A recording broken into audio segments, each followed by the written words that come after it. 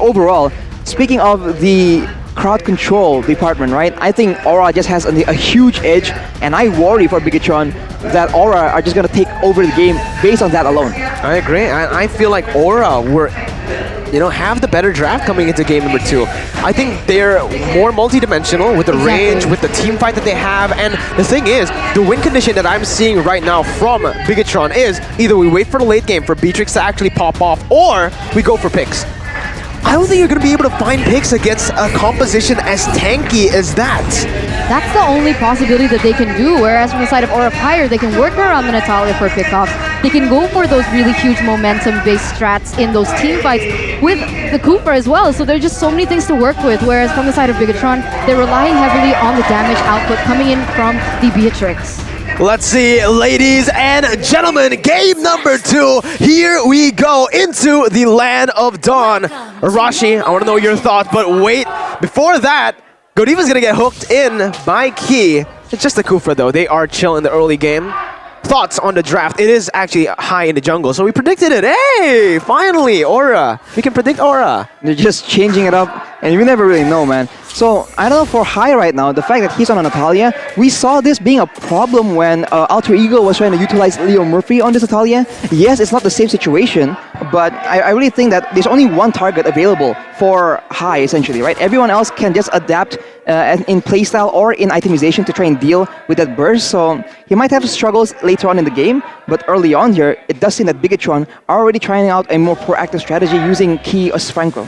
I mean, this is what they were trying to do in game number 1 too, right? They were trying to be the more proactive team on the map. They were trying to be the more aggressive team. But I guess in game number 2, they're, taking things a little bit more slowly for the moment. I mean, it does seem like he is pressured heavily by Godiva, and they're really playing towards their winning lane here in that bottom side. As here it seems like Kabuki here might go making mistakes. Yeah, Kabuki no flicker instantly. Iron hook flicker by Key, bringing him back under the turret for Matt to pick off. First blood presented to you by the Samsung Galaxy A series, taken out. But High is looking for something as well. Godiva, very good flicker, combined with High jumping in. That's a kill traded for Aura Fire.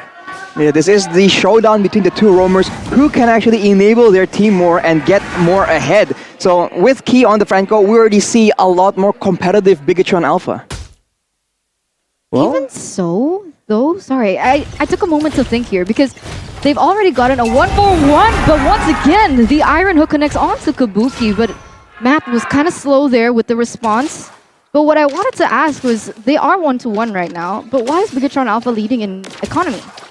Last hits, probably. Just the last hits, the laning that they have been able to do. They do have an Esmeralda in the top side, which is a winning lane. And Beatrix as well, but here you go. Key again with the hooks, able to find High, but it's going to be the Cold Ulcer placed by Facehugger. Fluffy jumping in, another Cold Ulcer placed by Moreno, and BTR winning out in this team fight. Max picking up the turtle, looking for another kill onto Fluffy, and BTR 1,000 gold lead. Wow, that was quite disrespectful of High to just walk up like that. I don't know what the plan was, but the Cold Altar was used and it was countered by Bigetron's own Cold Altar. And as you can see, High just needs to actually make sure he doesn't get caught out or even like walk to different, to weird directions, because he can only go on one person, and if he's exposed, then Bigetron don't have to worry about the invisible Natalia presence. Oh my god, did Matt just snipe Brody? Yeah, he did! Matt just sniped Kabuki, and Cerezo is buying so much time, putting so much pressure onto High. Key with another hook here as Matt just dumps in with the Wesker damage. Tyrant's Revenge and the Rage though by Godiva, knocking Matt down. That's gonna be the Bloody Hunt. Pops Matt picking up the kill. High jumping in onto Matt, has the Wesker, but it does not matter. High picks it up. Moreno coming in with the follow-up, trying to get the kill onto High. Max gonna get pulled over under the turret, but High falls with Max popping the turret's poisons to get out. Torn apart memory, not enough to take him down. BTR again leading in this game still. Oh no. He knows where Kabuki is. He might just go for a cheeky hook, but Kabuki reads it well, backs off. Ooh, that was very, very close, man. We take a look at the items here, and there's going to be an advantage when it comes to clearing for Max. This is, weirdly enough, a strat we saw Aura Fire popularize, right? The Baxia in the jungle being too tanky and being so active, he is able to actually impact all the lanes at the same time, just moving around. And Matt just lands a snipe right there. So the laning phase is going to be a lot rougher for Aura Fire. They actually have an advantage when it comes to the team fights later on. Oh my god, Key! What? With the read, he brings that! Oh my god, Diva's just gonna get deleted! Oh, that was a good read by Key. He's feeling it. He is feeling it. Man, Franco matches gives me heart attacks just over and over, as it does seem now that Sorizo here might be caught 2 my versus God. 1, and he Oh my was God. able to sustain, actually. Let's see, Sorizo just 1 hit away. He gets out in the 2v1. Deja vu to their match against Rebellion. That is some happy feet maneuver by Sorizo. He's able to get out, and with the members of Aura Fire coming in from that top lane fight, they can get the turtle right now and Fluffy. Man, he's just landing hooks willy-nilly, and he doesn't really care if there's nothing on the back of him. Yeah, he's grabbing these picks just like you can grab food, but look who's gonna get grabbed here, Moreno in the mid lane. Aura definitely used the promo code there. Man, like there's just so many things going on right now. Both are looking for insane pickoffs, and it's working. And you can see here, Facehugger as well as Godiva, they're looking to make a play here, I think, against Key as well as Matt. 4 mana in the bottom side. Key trying to go in, but look at that, instantly demolished, devoured by Aura Fire as they pick up the kill. Only to the roamer, however. Max has rotated down below. Kabuki using the Tornado Prop memory, clearing out the waves, providing some space for his team to look for a play in the enemy jungle. Bringing Max back, but it's only Godiva who's caught now in that position for BTR to capitalize. A flicker was popped by Godiva defensively, and now BTR are still grasping onto that lead. There was a reason why the Beatrix as well as Franco combo meta was so effective, and you can see how it's actually panning out. But if Aura Fire can actually take away that main damage from the side of Matt, it's going to be easier for Aura Fire to engage in these team fights. But wait a minute, here we go. Yeah, Hai jumped in onto Key. There's no more follow-up as of right now. BTR just staying, playing the game slowly. They're just playing off of Key's hooks. If Key can land that hook, BTR collapse. It's very similar to Geek Fam game number 1 against RQ. Exactly, I think he is the main tool here, and if he misses the hook though, you can see Aura Fire, they understand the win condition. Ooh, that was a very close iron hook. If it does not land though, Aura Fire is absolutely content in just jumping onto Bigetron Alpha, knowing that they won't get jumped on, and there won't be any pick-up advantage by Key's iron hook, but he makes it almost happen again, and Aura Fire, they're getting pressured by the hook threat alone. Let's see here. BTR, they have pressure on the bottom side. They're going to use that pressure to convert over to the turtle. Aura Fire have no response as of right now. It's still BTR who are able to take the turtle. No contest whatsoever. That's the 3rd turtle presented to you by the Samsung Galaxy A series as BTR look to convert on more objectives here. Maybe possibly the bottom side will be targeted first. What do you think is happening right now from the side of Aura Fire? Do you think they're waiting for a certain power spike to hit before they go guns blazing? But once again, man, Key with the hook. Stop, man.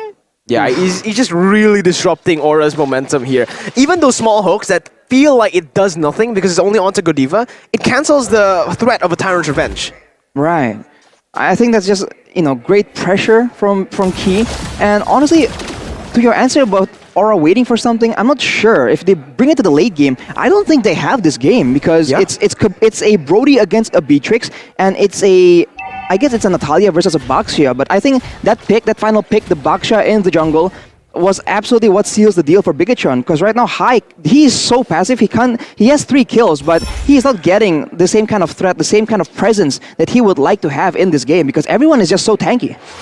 And look again at Sorizo, the man that was highlighted in the pre-match video. He's doing so much for his team just by cutting the waves, and he is going up against a 4-man composition up there. Again, buying time, putting everyone's focus onto himself as BTR pick off a trade. Key goes in for the hook, doesn't connect onto Fluffy. That's a turret pickup. Now, with this, take a look at the items. Beatrix with the BOD already, Arashi. Beatrix ready with the BOD, and Kabuki, understanding the tankiness of the team he's up against, he rushes the Malefic Roar, but will that be enough? We'll just have to see as Max goes in aggressively and Facehugger gets taken out instantly. Oh, but look at this. The suppression actually is going to hit as high, is going to be the one to fall, Mirko. Yeah, I don't know. Aura, they should not take this fight. They're 2-man down. Facehugger was able to respawn with a passive very, very fast back into that mid lane. Key finds Godiva. I thought that was Facehugger for a second, but BTR, they're looking for the Lord, instantly committing onto it. No high just yet. It's gonna be the Retribution here. Cold Altar as well placed, but it's actually Matt who picks it up, and Key finds Facehugger. Facehugger taken down by Chorizo. My goodness gracious.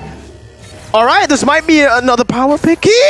No way! Oh my god! Stop this man! Someone take him out! This is so brilliant by Bigetron Alpha, and look at the lead. A 2-4-0 trade, and now 5,000 gold ahead as well. They're looking once again to get another objective, and the presence of Key alone, even if he does not land that hook, it prevents Aura Fire from going in too aggressive, because they know even if, let's say, Godiva goes in with the Tyrant's Rage and Revenge, there's always a bloody hunt to be able to prevent anything from happening. Exactly. The difficulty right now is Aura Fire. They don't have anybody that is able to just withstand the initial burst. If someone gets hooked and he gets bursted down by Marino and Matt, even Godiva isn't tanky enough to withstand the kind of damage yet, and so they are pressured to just be on the back foot. And we have mentioned this again and again. When Aura Fire is playing defensive, they are not proactive. They are just losing out on a lot of tempo and momentum that they usually rely on to get an advantage. So Bigetron, they are completely taking over the game purely based on Key. I'll say that again. It's ridiculous. See, put him on a playmaking hero. Cho Franco, he performs, and that's exactly the reason that you should just put him on these playmaking heroes, because in every game, in every match that they have won, BTR, mostly it has come from Key. Oh my god, sorry. Oh, that was close. That was gave me really a heart close. attack. I think that gave Kabuki a little heart attack too, man. Oh, Key. I think right now it's personal between him and Kabuki. He really wants to find Kabuki. Every single time he throws that hook, he's always trying to look for Kabuki. I mean, that's the one person that you definitely should target, right? I mean, Godiva, sure, you can burst him, but you're going to waste a lot of resources. But Kabuki, on the other hand, you don't need to waste much, and he's definitely going to go down. But once again here, Chorizo with his 1v4. Oh my god. Oh, but no! Key! No, you have something against Kabuki for sure. Man, Fluffy using knockout strike to buy some time, but BTR on the back of Chorizo's play was able to capitalize to find Kabuki. Cult Altar by Moreno. They're looking for the siege down in that top side. Fluffy dealing the damage onto the Cult Altar as they try to hunt high down. Man, like even if they want to go for a backdoor type of approach and relying heavily onto high, you can see that Bigetron Alpha, they're already face checking all those bushes. They know exactly where Natalia could be, and we're going to take a look at the damage dealt here by Axe, and this is something that we mentioned even before game number 1. So Rizzo with the highest damage dealt once again on that Esmeralda, but look at this. Oh man, he tried to assassinate Matt, but the team was there to follow up. And this is why the Natalia is finding such a tough time in this game. It's the fact that BTR have so much lockdown and so much CC. Exactly. He just doesn't have a lot of options, and so Bigetron knows the only person he was going to target, it will be Matt, and anyone else is essentially safe from that, and that just makes High's playmaking so predictable for Bigetron Alpha. And without him being an X Factor, it's effectively a 5v4. Bigetron Alpha will get the Lord slain by Samsung Galaxy A series, and with that, they can just continue to siege. They can use Matt's higher, superior range to just like knock down these turrets slowly but surely as a fight breaks out in the jungle right now. Fluffy gonna get hooked there. So much damage placed, forcing the Cult Altar, and just like that, they've done it. They baited out the most important resource they need to siege the base down. Right before the Lord is going to march there in that mid side. So, you know, maybe having a one-dimensional draft is not too bad for Bigetron Alpha. I don't know if this is a visual bug, but take a look at Facehugger. It's still green. I think he has a lot of cooldown reduction, but I don't think it's that fast. Yeah, I don't really think it's that fast. As Bigetron, they might make a play with the Cult Altar to end the game, the same way we've seen so often these days. Let's see, ladies and gentlemen, Godiva trying to defend. Bloody Hunt instantly as he gets deleted off of the map. Chorizo with a falling Simon on the back. That's going to be the Cult Altar placed by Moreno. Fluffy going to get taken down as Matt flickers forward. Facehugger doesn't have to Cult Altar. He's going to be terrified. A triple kill for Matt. He's looking for the Maniac. He goes for the shot. He gets the Maniac, but it's not the Savage. It's just the Maniac as they take it and equalize game number 2. It's 1-1. Wiped out by Bigetron as they look for an amazing game comeback here and really forcing a game number 3. I mean, that was so... Oh, come on, Mirko. I'm trying to... Don't do... Okay, guys, for those of you watching right now, Mirko is making faces, okay? And he disrupted my line of thought. Yeah. But yeah, they played very solid. They understood exactly what their winning condition was. They played around the Beatrix as well as the Franco. Key was able